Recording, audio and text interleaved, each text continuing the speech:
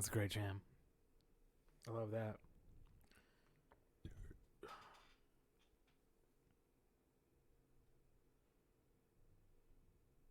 All right, ready? Yep.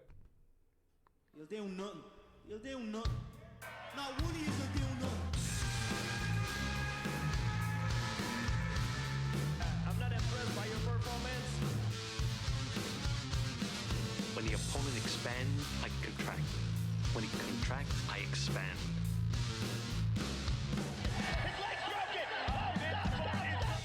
Well, hello, Fathletes, listeners, boys, girls, NBs, non-binaries. Non-binaries. I was looking for that second word. Yeah, boys, girls, and NBs, baby. NBs.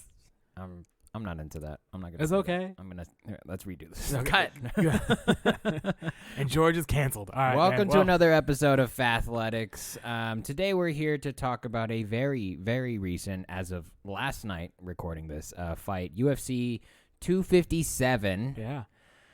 But before we get to the main card, there was some drama. Stephen Roth, why don't you walk us through what most of the West Coast went through trying to view this fight? Well, what happened to you? I was, from personal experience, I wanted to murder somebody. I wanted to go to ESPN headquarters and smash some faces in. The app was crashing. If you purchased the UFC card and you go to click on it, it would say not available. It'd say that this card is not available. Or what was happening to me, I was getting this weird thing. It said, like, your token subscription is not allowing you to whatever. And I was like, I don't know what that fucking means. Like, I could see it on my phone, but if I went to cast it to my TV through my Chromecast, it would go, nope, no idea what you're talking about. And it worked fine for the prelims. And I was like, what's going on? And I went to Twitter, which is where you always go when things go wrong. You're like, what? Fuck down detector. Yeah. I go straight to Twitter. Straight to Twitter. And it affected only the West Coast. And everybody that was on my timeline was like, what the fuck? Can't get it to work. It's not working on PlayStation, not working on the Xbox, not working on the app, not working on the TV. Nowhere was it working. And so I had to go to an illegal stream, like everybody. I turned my VPN on so that my parents wouldn't get a phone call from the internet provider.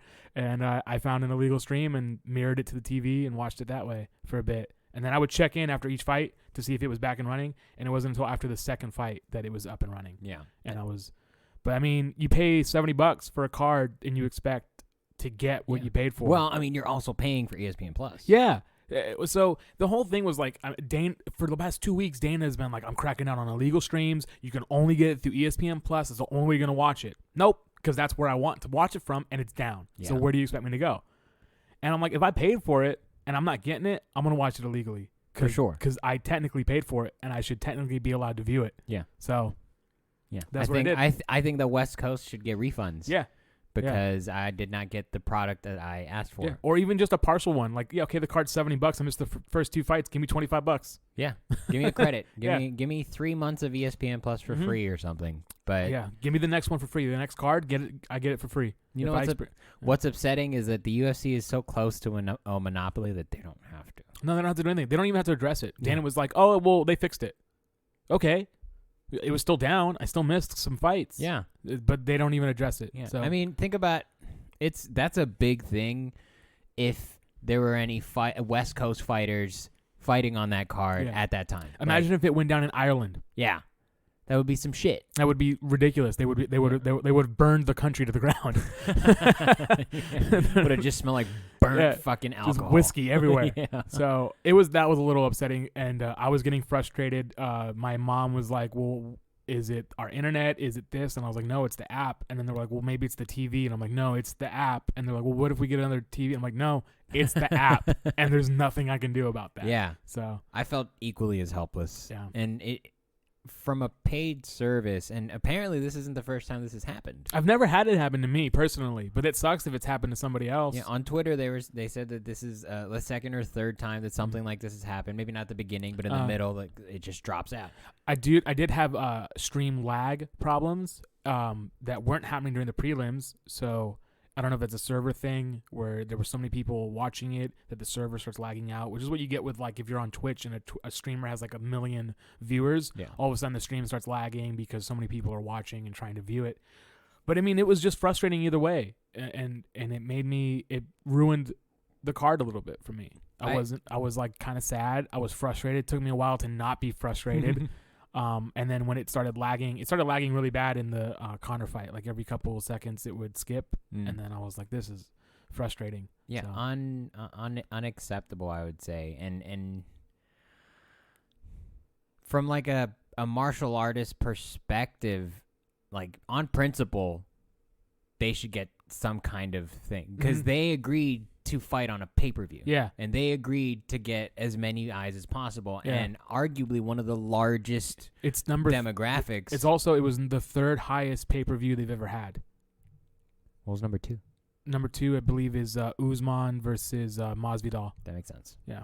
And then number 1 was Stephen Roth versus George Ferido. Yeah. So we crushed that thing, dude. I mean, if you guys missed it, you missed out. Yeah. George TKO'd me in the fourth round. It was a great fit. And I didn't even touch him with any of my appendages. No. He just looked at me and I got real scared. He has a Hawaiian fire.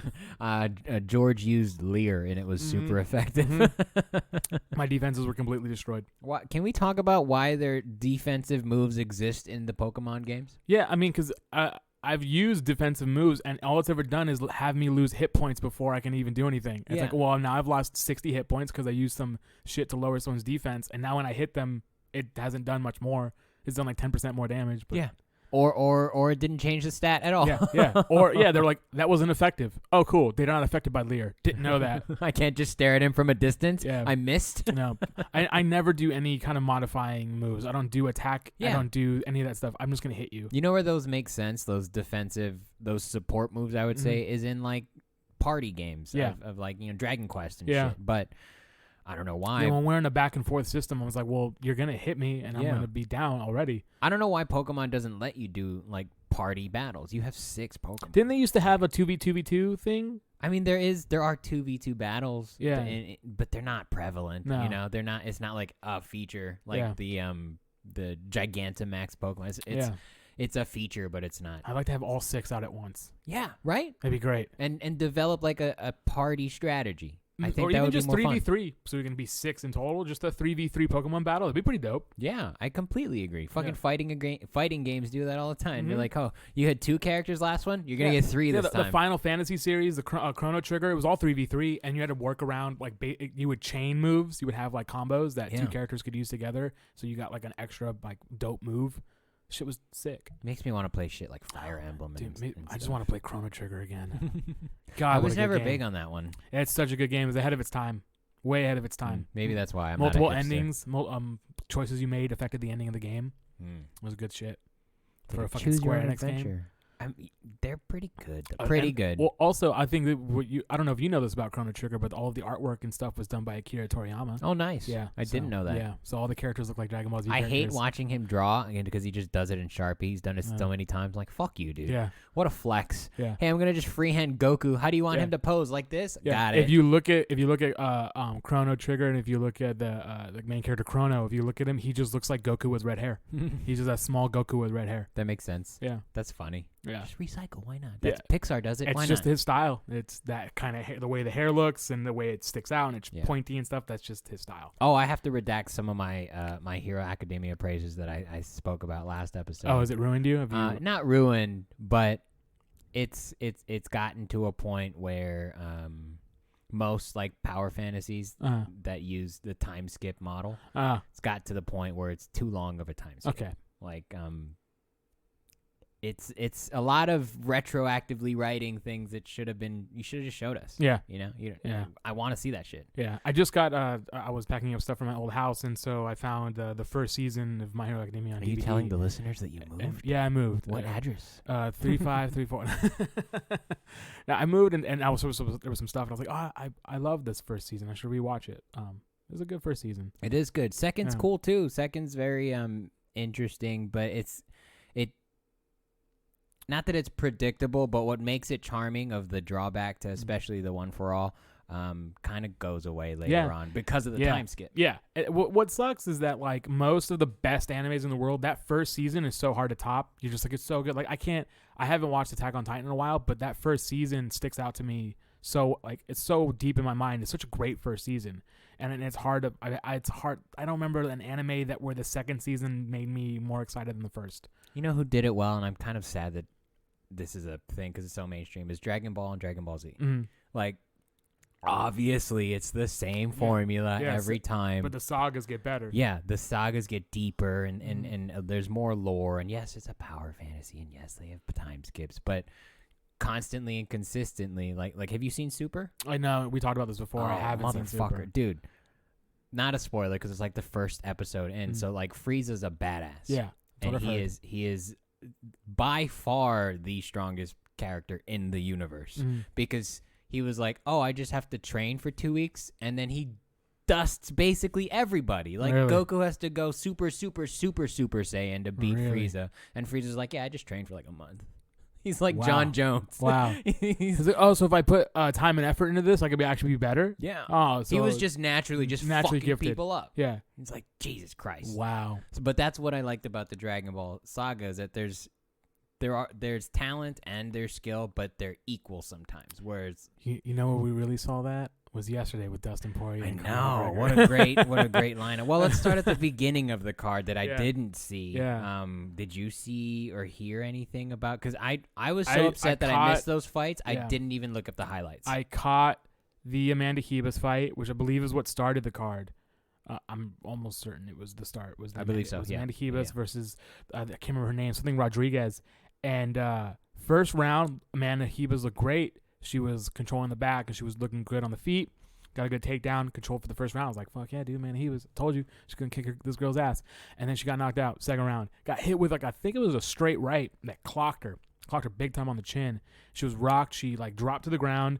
The girl gets on top of her. And then Herb Dean, stands over both of them where he looks like he's going to pull her off. He almost looks like he touched her. So, and I think she noticed Herb Dean got really close. So she got up like she thought the fight was over.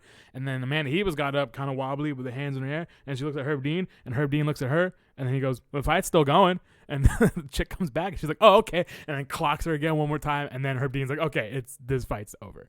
So second round, Hebus lost. She was still smiling through it. She was still happy. Yeah. Listen, you're in the top 10 of the women's division in that class, which I think it was 115. They might have been 125. But, to even get in the top 10 of the UFC, the women's fights, the women's division, you're going to be a banger. So, and those can go either way. And Amanda Hebus is not overhyped like some people might have said that she was because she lost. I still think she's just as good. She got cracked, and that happens to anybody. And she looked good in that first round. So, anything is possible with chicks that are high level, and especially Brazilians. They know how to bang. And attractive. Dude, Brazilians know how to bang, dude. There's nothing else to do. Oh my God, do they know how to bang? You can kick some leather around the streets, or you can fight in the alleys. Yeah. So I wasn't I wasn't really that surprised. I was a little sad. Glad I didn't put money on it, but yeah. So Amanda, he was lost, and then the second fight was Dirty Sanchez, I think is his name. El Dirty Sanchez, something. Michael Sanchez, I think his name. Something like that. Pick a new name, bro. Yeah, I think he's an Ultimate Fighter winner. And versus Antonio Carlos Jr., who is also an Ultimate Fighter winner. And it was a whatever fight. It was it was okay. This is all right. And then I think Sanchez lost. He got put on Squirrel Street. And then what was the fight after that? I don't know if it was just the ESPN debacle, but I felt like overall the card was okay. Yeah, and someone had said this. They were like, listen, the only reason this is so high is because Conor McGregor's on it. This card has no one else that's really that great about it, the main card. Because someone was like, you got two female fighters who aren't even in the top 5 who are fighting for close positions, and you got a couple guys from Tough. And then you got Michael Chandler, who's never fought in the UFC, versus a number 6 ranked guy. The only fight that's really, really, really dope and exciting is the Conor McGregor fight. All these other fights don't really matter. This isn't a banger card, which is what we're going to be getting. I think in March is a 3 title fight card. Yeah, that's I saw that. Nuts. So it wasn't anything like that. It wasn't like the Usman Burns fight or the TJ the Cejudo and Cody Garbrandt and Sean O'Malley. That card was wild. So there's so many cards that have been better than this, where the only real big fight was Conor on it, and so that's why it didn't really matter all that much with all these other fights. Yeah, Antonio Carlos Jr. Who knows that guy? How many people you go up to? Nope. You know Antonio Carlos Jr. Yeah, who's got a poster of him? Shoeface? Do I know Shoeface? Yeah, I know Shoeface. No, they know. Nobody knows Shoeface. Which is a fucking weird ass nickname. Cool. And then I think the fight after that was JoJo Calderwood versus Jessica Ai, and Jessica Ai just doesn't look good anymore. She doesn't fight well. No, she doesn't. And I think I wouldn't say JoJo looked good either. No, she's very flat-footed. Flat, but I mean, I think it was like you said. It was two ladies fighting for a spot. Yeah. And number 6 and number 7. Yeah, they were slugging it out for sure. Yeah. They both showed a lot of heart, but they it was wanted to messy. They were saying a couple months ago, Calderwood was supposed to fight Valentina, and I'm looking at her. I'm like, that's supposed to fight Valentina. You need 3 more years. Yeah, I don't like that she thinks she's ready for a title shot. Like, no. If you can't head kick Jessica I into oblivion like Valentina Shevchenko did, you don't deserve to fight Valentina Shevchenko. Yeah. I don't know. Maybe JoJo doesn't want it anymore. Yeah, maybe she's not as hungry. No. I mean, she looked okay, but while I was watching her, I was like, it's just not. She also There's so many levels. She below. also looked okay in her season of The Ultimate Fighter. Yeah. And so it wasn't like she was a standout, but she was very much so like a Michael Bisping type of like she'll stand there and she'll bang with you. It's so hard to get excited for a Valentina fight these days. Because she just looks so good. Like the last time I was really excited was when she fought Joanna, and I was like, that was a good fight because Joanna's really good. So, other than that, like anytime there's like a girl, where is Joanna these days? She just lose a fight or win a fight against somebody? See exactly. Nobody fucking knows. Yeah, what's she doing? fought Instagram against model? she fought against Wally Zhang in the year, and then she lost a close fight. And I don't remember. Yeah, it was when her head looked like an alien. When she got the shit. Oh, I do remember that forehead picture. was all, yeah. She hasn't fought since then. I mean, yeah, that's fucking TBI if I've ever seen dude. it. Fuck, dude. But I mean, JoJo took the win. It was funny that my dad called it. He goes, after the thing, he goes, bet's going to be 230-27s and a 29-28. And that's exactly what it was. Yeah. And there's always one judge that sees But it again, weird. I wasn't high. Like I was cool. I was like, I finally got the fight once they started fighting. Yeah. Like I didn't see the first two. I Yep, was a little same. upset already, and now I'm watching it. But it's like I don't even want. I watched 2 illegal stream fights, and then I checked back in after the Carlos Jr. fight, and then it was working, so I watched the Calderwood fight. And then I was like, okay, now we're getting to some meat. We're gonna get Hooker and Chandler. And I don't know if you noticed it, but Dan Hooker looked lost when he was in there. Yeah, I don't know, lost or if like he'd never watched tape or something of him. It's like, do you don't know what this kid's gonna do to you right now? He's gonna bum rush you and trying to hit you in the head. yeah, lost is a good one. It definitely he didn't out look, of place for sure. Like he didn't look like how he did against Poirier. He just looked like he wasn't ready. And Dustin had said it too. He was like, "This is the hardest camp I've ever had," because he goes, "It's not Fight Island, it's Fight Prison. You go there, it's a fight hotel. You're there for 2 weeks." He goes, "All I had was 14 days to think about this fight nonstop. I had nothing else to do. I can't leave past the training room. I can't go anywhere. I'm stuck in my hotel room. I have to hear supercars driving around outside. It's driving me insane." He's like, "I wanted to jump out the balcony the day before the fight because it's all I could hear." He was like, "This is the worst experience I've ever had before a fight." And so I don't know if that for Dan Hooker it's even harder because he's from New Zealand. He has to do a longer quarantine to get out and to get back in. So he just looked like he wasn't motivated. He looked sad, and he took his gloves off at the end. He threw his gloves in the octagon, which is like the classic sign of retirement. So I don't know if this camp just fucking ruined him and he just wasn't in it. But Michael Chandler came to fucking play. Do you think Dan Hooker slept on Michael Chandler? I think if you put anyone in that fight, they would have beat Dan Hooker that night. I don't think Dan Hooker was in that fight. Dan Hooker, where you at? I'll fight you, bro. I told Izzy on this because Izzy was hyping up Dan. I was like, "Yo, Izzy, get your boy. Like something's wrong with him. Like he didn't look good. He was wide eyed and like just kept his hand out. Was keeping distance. It wasn't really throwing anything. And then Chandler just threw a big right hand, knocked him out. Yeah. So, I mean, great opening performance from Michael Chandler. What a better way! And I watched a highlight video like 2 days ago because I was like, I got to at least see what this dude. And he was an undefeated champion. He had beaten out Eddie Alvarez for the belt, then lost the belt to Eddie Alvarez, and then lost a couple times. He had like 3 losses in a row, 2 split decisions and 1 TKO. So he's been down, and then he came back, got the belt, lost it, got it again, then beat Benson Henderson in his last fight in Bellator. So I had seen his highlights. I knew he had really good takedowns, and he was really good at taking you down, getting your back, and choking you out, but he also had crazy power in his hands.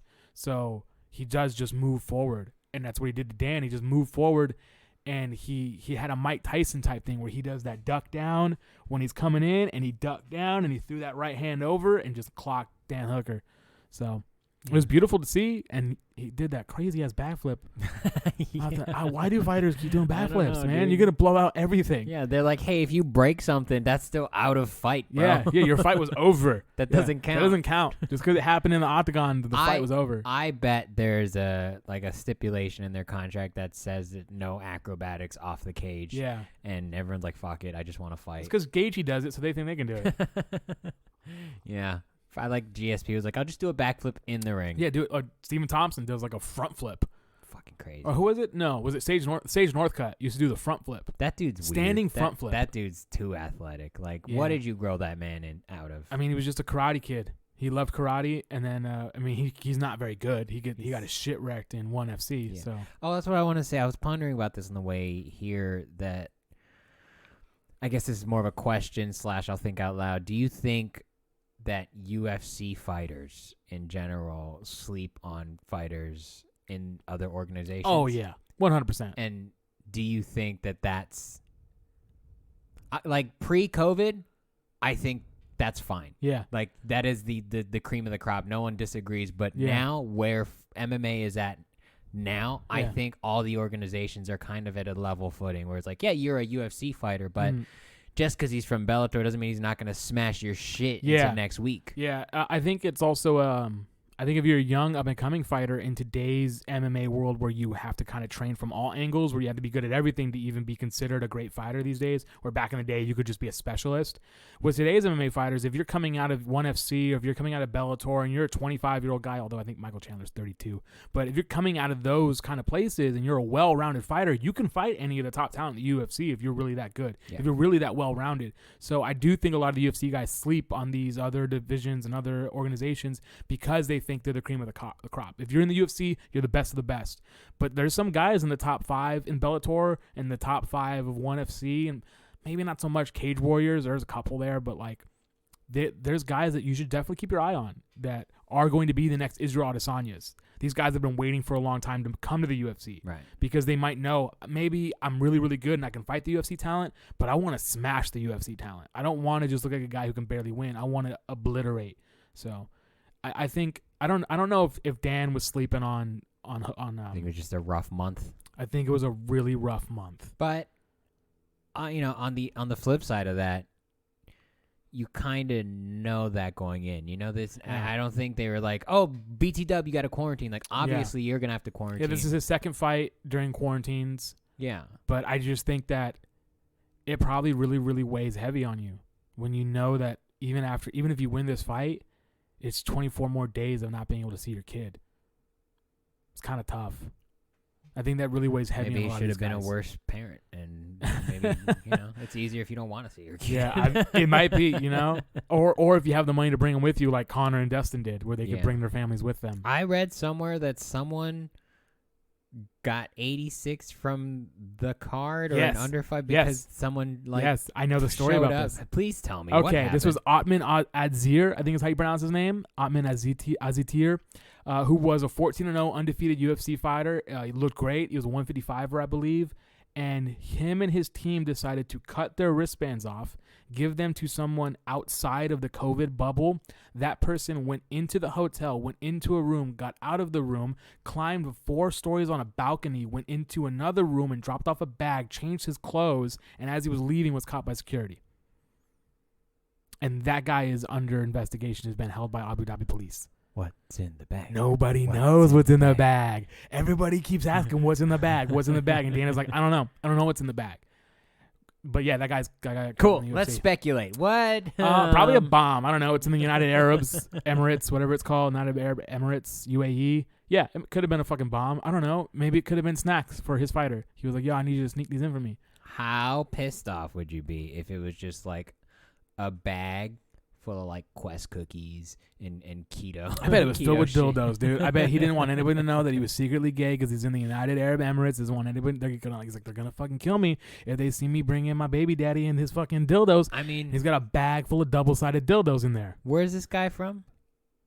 I don't know, some country with a red flag and a star on it, dude. Well, I mean, that's part of my point then is that the only time you see this kind of literal gymnastics is when you're trying to dodge something. Yeah. And you're trying to be fishy. I saw Icarus. Yeah. I know that they make fucking false rooms. Yeah, he could have been like, it could have been something to help him cut weight. I don't know. But like, I don't know what this guy's from. They're like, yo, we got fresh. Where are you from if your name is Atman Azitir? Like, Where could you fucking be from? I don't know. I literally have a computer in front of me and we're just fucking speculating. He's from some country where his flag is red and there's a gold star on it. How do you spell his name? Ottmanazzitar, I believe.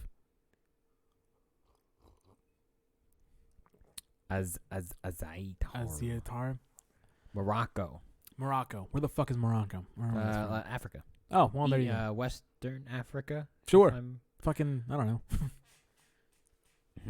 I bet it was some next level, like when you open the bag, it glows. It glows green, and they're like, "This is the shit they put in the Predator." Yeah, and he's like, "Yeah, how do you think I got my fucking undefeated record?" Yeah, it was probably something super shady, or it's like an inside hit job. I don't fucking know, but it's dumb either way. And now he's cut from the UFC. He's never gonna fight for them ever again. That's fucking hella sketch. Yeah. What if? I still think it's double-sided dildos. He's just like, that's just big my old pastime. bag of dildos, dude. They're sanitized. He's like, it's 14 days alone. Give me all the porn. It's just a big old bag full of lotion. What if it's not a bag full of double-sided dildos? It's a double-sided dildo. It's just giant. It's just like carrying a fire hydrant. It's a midget. It's a person with no arms, no legs, just a body that you can fuck. It's just a paraplegic fuck doll. And then he just gets to keep that in his somebody room. walks in and he's like, I'm doing jujitsu. Yeah, yes. Have you done jujitsu on one of those dummies? They're fucking weird, man. It's odd, right? It's real awkward. It's because a part of you is like, what if this thing just started choking me? Oh, what a great idea. Just dress up as a dummy. Fuck yeah. We should do that to Aaron Chase. Oh. He wants to learn jujitsu all the time. Just be like, all right, grab this, and then just have it starts going. Just traumatize the fuck out of him. Yeah. Have him play with one for just for a little bit, like get like a real one, see what it looks like, and then we'll have someone that looks just like it. And right as he sits down to go on it, you just fucking. What's great is we could work out this whole prank and he wouldn't hear it. He wouldn't. He doesn't know about the show. No. Oh, that's gonna go in the back of my mind for a future prank. I'm gonna ruin someone's life. Yeah, it's gonna be great. But anyways, get a leg lock in. Oh my god, just tear apart. Surprise! It's John Danaher. Why ignore 50% of the human body? Every time I hear someone hear someone say John Danaher, I hear it as George St. Pierre. Yeah, John Danaher. Yeah, dude, the guy's a genius, man. He really is. He's such a weird. He is so weird. Every single one of his Instagram posts is a fucking book. Yeah, he just and paragraph obviously of I'll read paragraphs. Yeah, because it's really you're like, wow, so much intellect in this. It's like reading a modern day Musashi. Yeah, it's interesting. People just don't talk like that anymore, man. And he's got something else in him. And they don't make those broad connections and things where I think everything fucking hippy dippy, but everything is connected. Yeah, like everything has an energy that you as can one thing is all tag things. on. Yeah. Absolutely, and that's what I enjoy about John Danaher. But I want him to like. Chill. Wear a t-shirt. Yeah. Stop wearing your. He goes out gi everywhere with gi pants and a shirt on, like one of those gi. Like he's in full gi attire everywhere he goes, and it's like, dude, you don't have to. He's like a real life Mortal Kombat fighter. He's like, you have to be ready at any point. I can't have a collar on. Are you kidding me? They could come out me from any direction. He probably thinks. I wonder if he's one of those guys where he's like, I'm such a badass that people know who I am, and anywhere I go, someone might challenge me to a fight, and I have to be ready. Like he's like Baki in the streets. Yeah. What if there is a super secret underground where all the masters? Yeah. That's why they're all fucking weird. Yeah. Dude, yeah, because they're all of those top level, like Musashi level guys where they're just always ready to go. And there might be some kind of weird, they signed a waiver. And it's at like any some moment, skull it can and happen. bones shit. Yeah, and John Danaher is always ready. Yeah. Even on the Rogan podcast. He's some probably dude the just champ. comes in, ties him up. He's probably thinking about how to strangle Joe the whole Yeah. time. He's like, all right, if he attacks me, I'm going to grab this wire. Yeah. I don't even need this desk. This desk, it doesn't even exist between me and him. I will go under or over the desk. I can do either. I attack you from all dimensions. Yeah. Jamie won't even have time to fucking react. He'll be dead before he. Yeah. That's scary. I heard a story about a jiu-jitsu black belt. He was like a sensei at one of the gyms basically, and he was a little off his rocker, but a legit black belt, and that's scary. Yeah, Eddie Bravo. But like this dude would carry like a knife around his neck when we know he doesn't need it, and like he was a. Yeah, like if Eddie Bravo was walking around with a fucking Glock, he'd be like, "You don't need that." And you're like, I do. He's like, "Yeah, I do." The aliens. But it's scary to think that guy now is a loaded weapon, and he might not be able to control it. Like, he just starts choking people out. Yeah. He just didn't line at target. Something snaps, and he just starts taking out the cashier. Yeah. Yeah. And there's nothing What are you gonna a do? lot of people can do. What are you gonna do? 10 dudes on that guy. He kills every single one of them. Basically. Just John Wick's a whole fucking target. That's scary. It is a little scary. That's why I stay inside. Yeah, I need to go outside. There's bears out there. Oh. Bears and other people who want to fight. I keep staring at your flowers because I know that I don't have to eat these anymore. Yeah. Aren't you fucking glad? I mean, they kind of wilted. I'm sure there was a crunch to them. It'd probably be like a chlorophyll or chloroform bacon. Dude, Chlorophyll? The first 30 seconds of the Conor fight, he cracked him with the left hand. And I was like, oh, shit. Yeah, I'm going to eat those flowers. There was a couple good connections. Yeah, I was like, I'm going to eat those fucking flowers. Yeah, I mean, I guess we could talk about that now because we went through the whole card because it was mediocre. Yeah, very mediocre. Very mediocre. I think Conor did a really good job at establishing his dominance and trying to control the center and imposing his will. Unfortunately, Dustin stood there and was like, cool, what else you got? Yeah. Dustin showed that he's a little more durable now at 155. He did say in the press conference that one of those left hands really hurt him, and he was like, if he had pressured me and hit me with another one, I probably would have been in really, really, really big trouble. I would have been out probably. Yeah.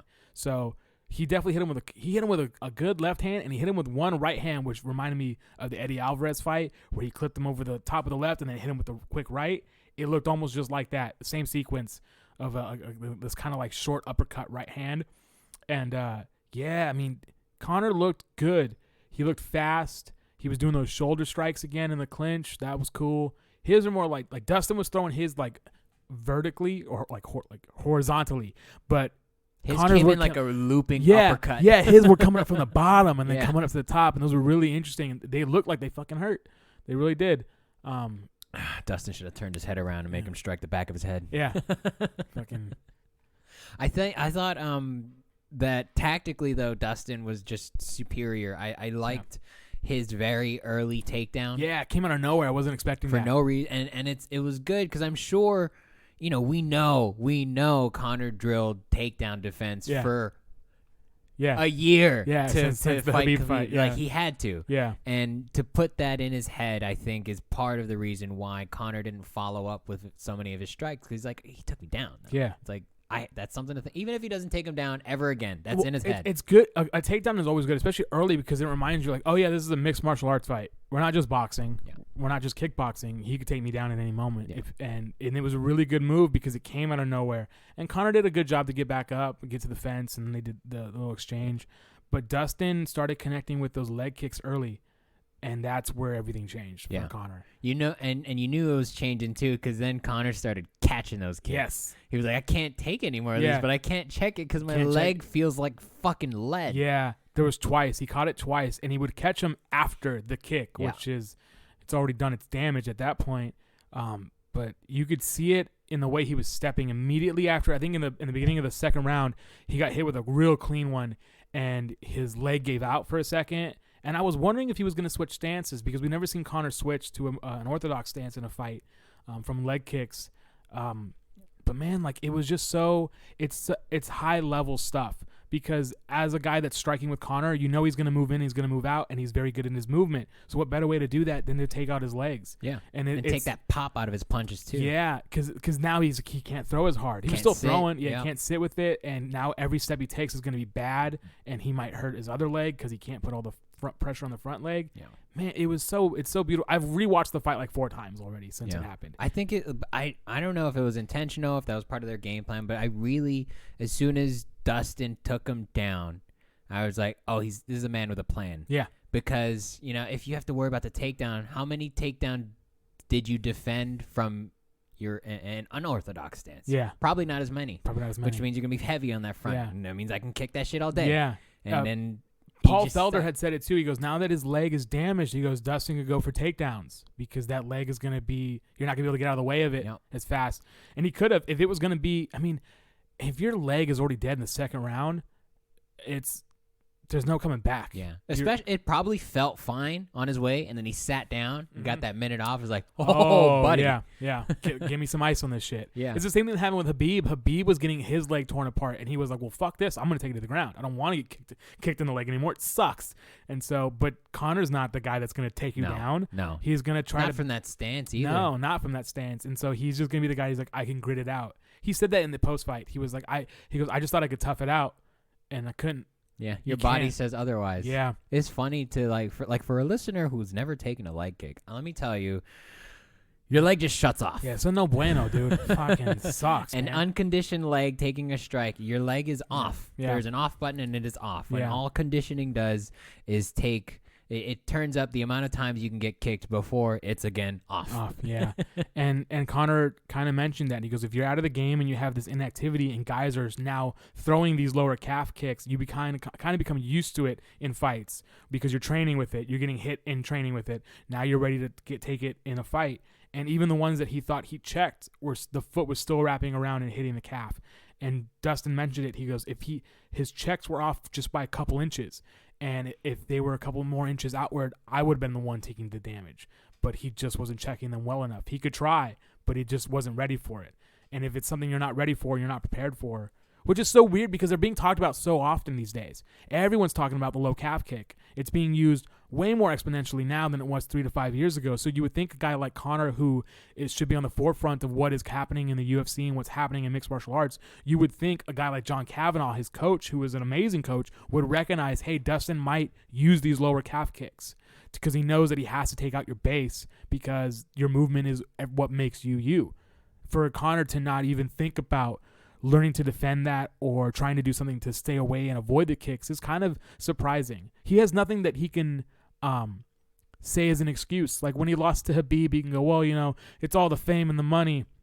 When he lost to Nate Diaz, it was like, well, it was hard to manage this new weight. I never fought at 170 before. But there's no excuse because all of the interviews were, I'm so good at 155. Like, I'm better than I've ever been in my entire life. I can beat anybody now. I'm so quick. I'm so snappy. Like, I'm a real lightweight now. I'm training harder than I've ever trained ever before in my life. And this is the best version of me there is. And Dustin Poirier knocked that out in the second round. So what are you going to say? Where do you stand now in the 155 division? Because you can't beat the top talent. What do you do? That Khabib definitely not. It's never happened. If I'm Dana looked so sad at the press conference. He was like, Khabib texted me. He was like, Dana, be honest with yourself. I'm levels above these guys. You can't sell Khabib this rematch. He just lost. Yeah. If I'm Khabib, I'm just calling it quits. Because, what? Michael Chandler? You want to fight Michael Chandler? He beat a number 6 guy. Okay. That's not enough for Khabib to be like, I'm going to come back. Not right now either. And and even looking at Dustin, it goes, yeah, well, he did that to Conor, but I beat Conor and I beat Dustin. Yep. So what's the point? Yeah. The only fight that even kind of looks fun was what Khabib mentioned is Charles Oliveira because of how good he looked against Tony Ferguson. So I would watch that. But would the rest of the world watch that? Yeah. Would Khabib want to go through a month of quarantine, to do that again? Yeah. I mean, he's at the top. What else is there? What else is there? Fucking GSP that shit. I'm sure GSP left because of other reasons, but I mean, everybody juicing. Yeah, you're there. You know. Yeah, I don't see Khabib coming back, and you know what? Which is good. 29-0. He did everything. Yeah. He beat all the top guys. Yeah. Justin Gaethje, Dustin Poirier, down Conor the McGregor. line. All of them done. You know who's got Rafael Dos Anjos. You know who's got a better hit list now though, or the same kind of hit list? Yeah. Dustin Poirier. Dustin Poirier. Yep. And so good. Yeah. Khabib, you're done. We don't have to keep talking. I don't like that we keep talking about him because clearly part of him doesn't want to do. Doesn't want to do it anymore. And I don't want that Khabib. Yeah, I want a Khabib who wants to smash, and if he doesn't want to smash, no smash. That's fine. Care. That's fine. Move on. Because Dustin looked and he said great. so. He even said so. He goes, I won't hold up the division. If there's nothing there for me, I'll give up the belt. And I think that's what's going to happen. Yeah. And that's why Dana's so sad because he was like, this was trending bigger than the first Khabib Conor. And he was on Dana White's Looking for a Fight. He was like, this is trending bigger than when you and Conor fought. Imagine what the rematch could do. Yeah, well, what about it now? Because your boy got smashed. Yeah, he did. He did. The memes were cracking me the fuck up. Yeah, him sleeping. Yeah, on Netflix. Are you still watching? It's fucking great, dude. Out, dude. This is 10 minutes in, and you guys are no making... one's ever done that to Conor. This is the first time it's ever happened that he's been TKO'd. That was a good game plan. That was a solid impressive execution of a game plan. And when he saw him hurt, he went for the kill. Yeah. He just started landing punches. Yeah, and he's that, like, oh, okay, let's turn this shit on. Like, when Conor, it looked like he was going to change level, and Dustin hit him with that right hand and just put him on his ass, that right hand is so clean. Like, every time I watch it, a punch that sits a guy down, that stops him in his tracks like that when they're coming forward, because now you've got their forward momentum and your punch. Oh my God, it's a beautiful picture. I bet it makes a great sound It when does. you're right there. When I rewatch it, you can hear him when he hits it, and that's the one where everybody goes, "Oh!" because it's the one that sat him down. You got to play that Mario sound when, Yeah. when It's like in Mike Tyson's Punch Out, where you punch the charging bull and he does that ooh, and he like pulls back. It was one of those, man. He just cracked him right in the face. Dude. Dustin looked great. He looked so good. I think he met exceeded everyone's expectations, and I feel like most of the general public, like maybe not public, the people, because I'm not in the know, but I understand what's going on. I felt that Dustin was going to win. He's just in a better place. He's sharper. Conor's good. Don't get me wrong, but Conor always has that chance because he is this mystical kind of man where he kind of just does anything he wants to, and he makes it and he pulls it off. But there was something in my mind. I just knew that Dustin is the better fighter. He's the more well-rounded. He's been in there more often. He's got way more fight time. He's been in the 155 division longer, and he's been destroying. Besides Habib, has been destroying everybody he's been up against and making them look like amateurs. He just looked like the better fighter. And I was telling that to everybody. My dad was like, Conor's going to win. And I was like, I told him the odds are ridiculous that they're counting out Dustin so much because this is the most like underrated fighter I've ever seen in my life. He is so looked over, so slept on for his talents. Yeah, and people slept on him. I feel like after Conor knocked him out, and he went on a tear, and no one saw it. Yeah. Well, I shouldn't say no one, but a lot less people would have saw it. Yeah. So when I was seeing those comments of people like, I'm gonna bet today, who should I bet for? And every fight, everyone's saying, put all your money on Conor. It's an easy win. It's an easy W. It's easy money, dude. Put $3,000 on Conor McGregor. Easy money. Not so easy money. And if I was a guy that had money to throw around, those betting odds were ridiculous. Yeah. They were so skewed. Like I think at one point he was like it was a plus 275. He closed at a plus 250. It was probably even higher before that. But like, dude, if you had put $1,000 or even $500 down on Dustin Poirier, you were raking it in. Yeah, I want to know who made those odds too, because if you all look the at big it, all the big bettors were putting big money on Conor. Some guy put $200,000 on Conor. Oh yeah, that's dumb though. Because I mean, from a sports perspective, Dustin had more ways to get the W. Yeah. I think the odds should have been way closer. Like, if anything, it should have been even money. Like, it was so, the fact that it was so skewed. Can fighters bet on themselves? I don't know, but if I was Dustin Poirier, I would have gone to my wife or my sister-in-law and been like, put the fucking I would have house on Venmo'd my friend, be like, yo, put all of this. Put all of it. Trust me. I have a buddy of mine that does sports betting, and I remember the first time Conor and Habib were fighting, he was like, so I should put it all on Conor, right? And I was like, no, put it all on Habib. What are you talking about? He goes, but Conor's got that left hand. I was like, I don't care. I'm like, take all your money and put it on Habib. Conor's got that left. Yeah. Habib got a left, a right, knees, feet, head. Yeah. I was like, put everything on Habib. He didn't. He fucking put, I think he put a little bit on Habib, but he put most of his money on Conor. And he was like, you were right. I should have put it on Habib. I was like, fine. I know I'm right. That's how I felt about this Dustin thing. What's next for Dustin? You fight either Charles Oliveira for the belt, or you fight Conor again. I think that's gonna happen. Yeah, that's just for the rubber. You know. Well, what sucks is Dana's like, yeah, they're gonna run it back for the belt. Oh, and I'm like, that's unnecessary. I don't think Conor deserves the belt. Definitely not. Yeah, he's lost 2 fights in a row at 155. Why does he deserve the belt? Because he's Conor McGregor. He can do whatever he wants. But I think I would love to see Conor versus either Tony Ferguson or Justin Gaethje. Because if you want to say that you can fight for the belt, you got to beat somebody in the top 5 because you haven't. Yeah. You got to beat somebody in that top 5. So Poirier Gaethje? So I think, that'd be a great rematch. I think the fight to make is Poirier Oliveira for the belt, because Charles Oliveira has been sleeping everybody in that division, just wrecking house on everybody. knocking him out, tapping him out, doing whatever he can, and doing what Dustin Poirier did, which is slowly grind your way to the top with no bullshit and not holding back and not giving a fuck about anybody and proving that you're fucking good. And the way he dismantled Tony Ferguson, I think you give it to that guy. So, I think Dustin, and it's a good style because the Bronx likes to throw hands, but he's also a monster on the ground. So I think that's a great fight. I think styles make fights, and I think that's a great fight. And I think Conor versus a guy like Justin Gaethje is a great fight.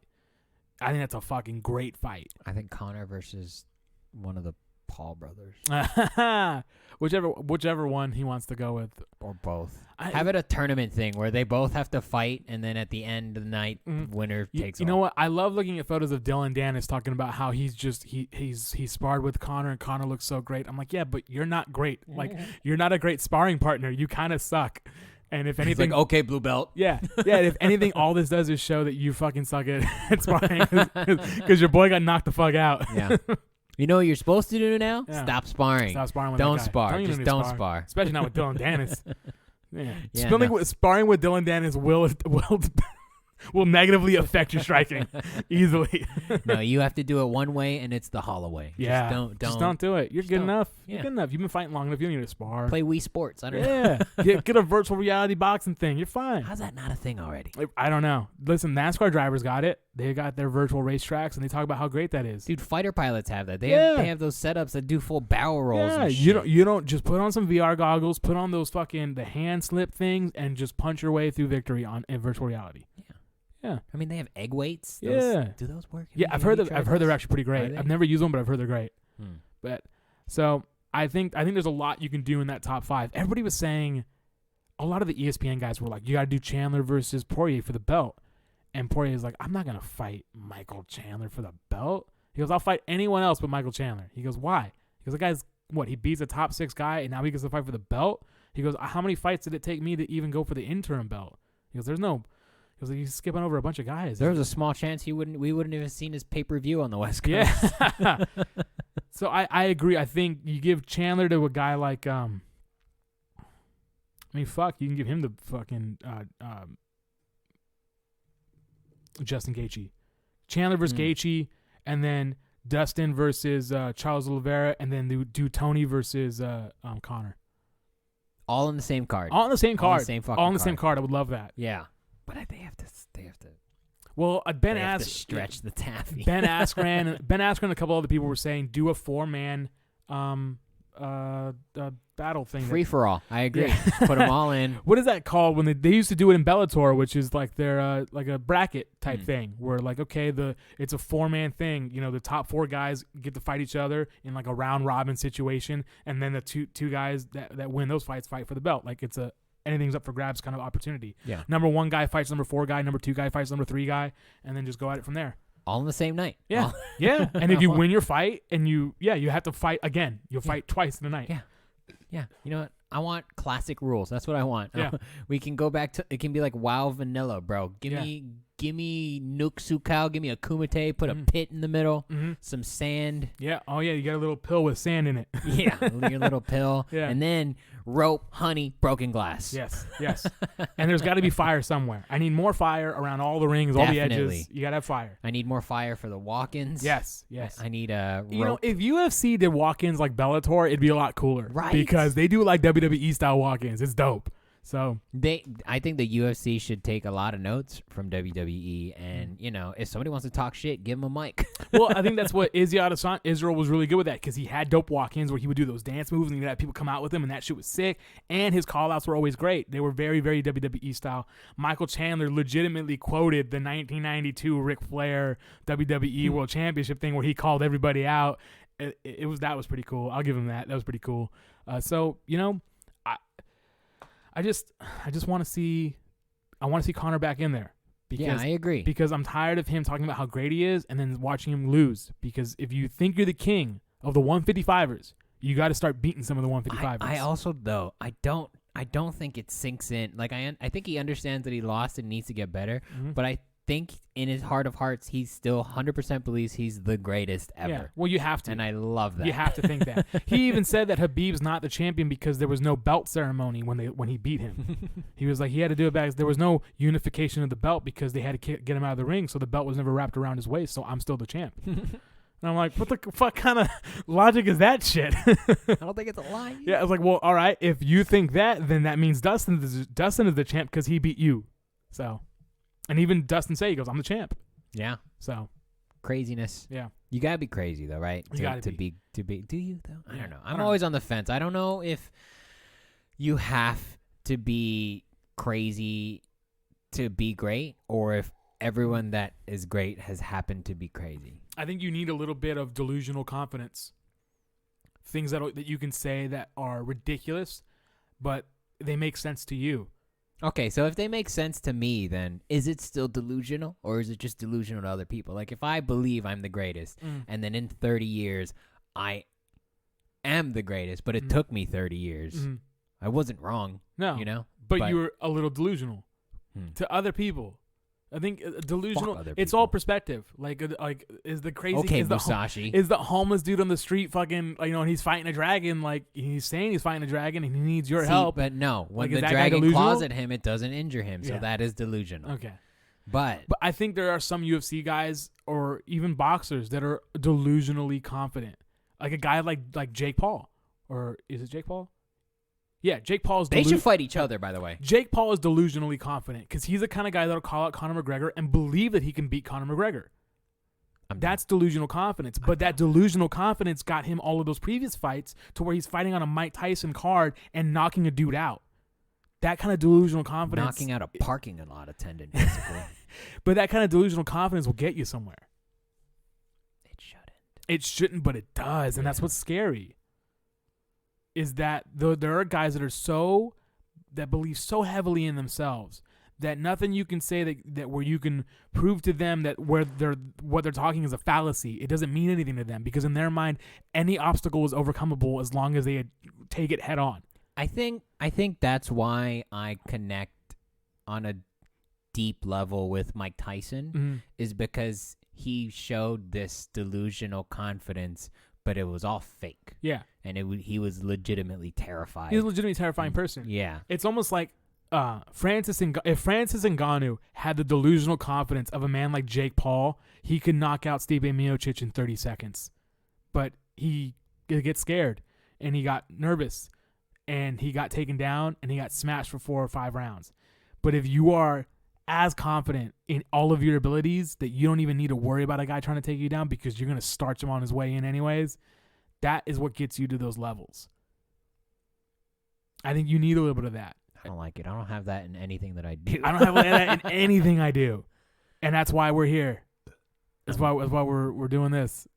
Hey, there's at least 5 people listening to this right now. And I appreciate all I appreciate anybody that takes the time out of their day to listen to this. I really do, and I like doing it. I think it's fun to just banter about fights because, like I was saying earlier, I think not that the standard's been lowered, but I think what set the UFC apart from Bellator and WEC and all those things when in its heyday was that that you'd always hear it from the announcers. Well, we're going to see how they fight in front of this big crowd and all of the bright lights. Now, there's no big crowd, and there's very few bright lights. Like, there's a crowd, but everyone's got that level of crowd if you have an organization. Yeah. So it's evened everything out, and it we said this at the beginning of quarantine that, like, I like that it kind of feels like a gym smoker. Yeah. That it's like, let's go. Well, they were asking bro. Dana, they're like, will Conor fight at the Apex? Will he fight if there's no fans? And he was like, I don't know. We'll talk about it. I don't know. I wonder how they're adjusting their business strategy. I would love to sit in and see because obviously gate's not a thing now. Yeah. You can't. Yeah. Where's I think it's all coming from merch.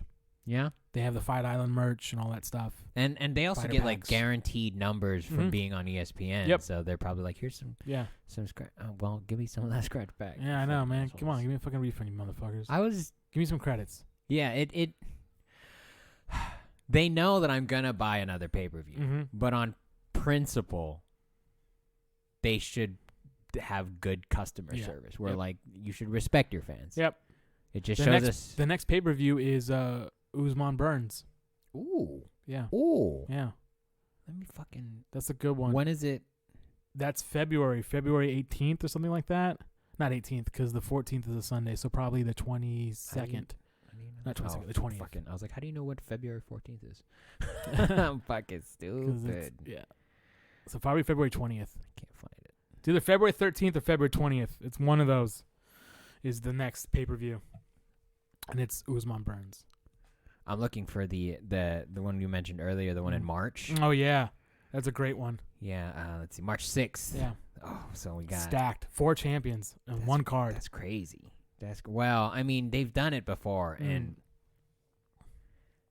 it's kind of a hit or miss. It's kind of a hit or miss, but I expect this one to be good because the Sterling Yan fight is great.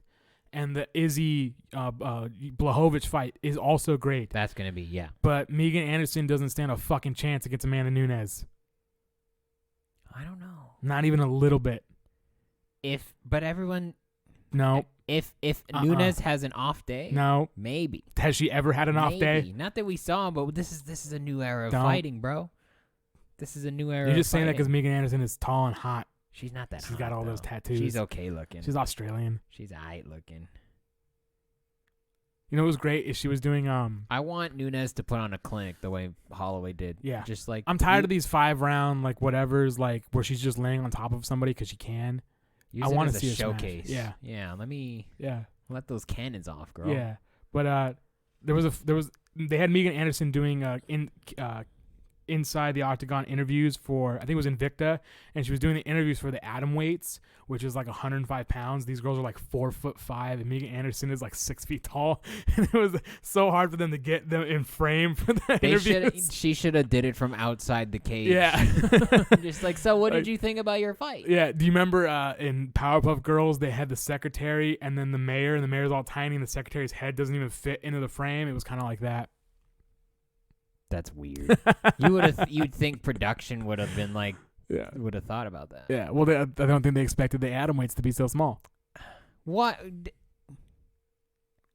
I don't know. It was great. It made me laugh. But How she's do you gonna get her not ass think whooped. that She's gonna get her ass whooped. If you're wrong, you have to eat one of these flowers. Okay, I will put money on that one. We should put money on one of these. Megan Anderson's probably like a plus 700 underdog. I'll put $10 on that. I'll put $10 on that. I think it's possible. There's a lot of potential. I'm a big fan of potential. My entire life and career is based on potential. Oh my gosh. I hope. I remember when Yuna Kunitskaya, I think is her name, had all this potential, and they put her in the cage with Chris Cyborg for her first ever fight. Yuna's first ever fight in the UFC was for the women's featherweight belt against Chris Cyborg, and she got her shit rocked. And I was like, this is like leading a lamb to the slaughter. It's not even fun. Hey, if you sign the paper, yeah, it's all good. That's what's kind of sucked when Chris Cyborg was champion. They were just feeding new, like, this is your UFC debut. Like, is the title fight fucking monster against the monster. I love all the girls that are like, yeah, let's do this. Yeah, I could totally beat her. Nunes? I could beat Nunes. I mean, I only have 5 fights in my career. That was a great. Oh, I miss those days of glory and monsters. And sometimes I like to go back and watch Amanda Nunes just beat the shit out of Ronda Rousey for 30 seconds. Yeah, you want to talk about looking lost in the ring, bro. Oh, yeah. Shit. Yeah. She was like, hang on, let me get my judo stance. Yeah. Stop fighting. Stop hitting me. Stop hitting me in the face so I can take you down. Yeah. Let me grab you. You're so slippery. I'm going to put money down. I think it's going to be more fun. I don't know how much. What's the next UFC then? I think it's Volkov versus somebody. Alistair Overeem versus Alexander Volkov, I believe. Every time you say Alistair Overeem, I'm like, that fucker's still fighting? Still fighting, man. Through it all. He's going to have like 60 professional fights. He's that. You want to talk about CTE. That guy's got it. Yeah, he's going to be like sitting with a bunch of Muay Thai kids that are like 17. All of them have 900 fights. Yeah. Can you imagine growing up in Thailand and having to fight like those guys fight like 3 times a week as a job? Yeah. Like that, not for glory, not because you love it, but because this is your city and that's how you pay your bills. Yeah. That's those crazy. guys fight 300 times, like 3 times a week with ribbons all over themselves, and they get kicked in the head. That's wild. UFC Fight Night, February 6th. Volkov versus Overeem. I'm so fucking good. I'm like a goddamn computer. That's nearby. All right. I hope today at work is What's the good. fight after that? Is the Burns one or after that one? Usman Burns, yep. February 13th, Saturday. 13th, okay. And then we got Blades Lewis on the 20th. That's a good one. Blahovic and Adesanya. Yeah, I'm definitely gonna watch that. That one for That's sure. gonna be great. I'm buying that one for sure. Yeah, I don't want to look forward past March 6th because let's be honest. Yeah, anything. You don't know. Anything can happen. Somebody can get next COVID, week, bro. Someone's gonna get COVID. Something's gonna happen. I mean, the Overeem. Someone's gonna jump from a balcony to another room and get 86 from the company. Yeah, the Blades Lewis fight was supposed to happen like last month, and then Blades caught COVID the day before the fucking fight. Yeah, fucking rude. Yeah, I'm glad that there is frequent testing. Though, yeah, that through everything, the disrespect that ESPN and UFC is going to show their fighters and their fans, especially with this card, through and through, the UFC has figured out a way to do this right and let people work. Yep, and I respect the shit. I do respect that. So good on you guys. Yep. Other than that, man, what time is it? 1:49. I gotta get going. Yeah, that's fine. We're gonna put money down. We'll pick a fight. We'll do picks next week. Yeah, right. Because today is we can do picks next week. Picks next week. I'll put $10 down on one fight. One fight. I'm gonna put them down on all of it, dude. $10 on everybody. Go home. Okay, that's not bad. We'll see. Okay, maybe. We'll see how my day is today. Okay, and then we'll move on from there. All right, for sure. Where can they find you? You can find me on Instagram at XWROTH _ XRoth _ and you can find me on Twitter, XWRTH, no underscore, XRoth on Twitter. You can find me there. Dope. I'm at the George F on everything. If you want more stuff, more audio, more buddy system stuff, go to thebuddysystem.co. There's a player on that website. There's our social feed. There's a calendar, which may or may not get some updates in the next month or so. We'll talk about it later. So stay tuned. Follow us everywhere. Thank you for listening. Bye. Fight clean.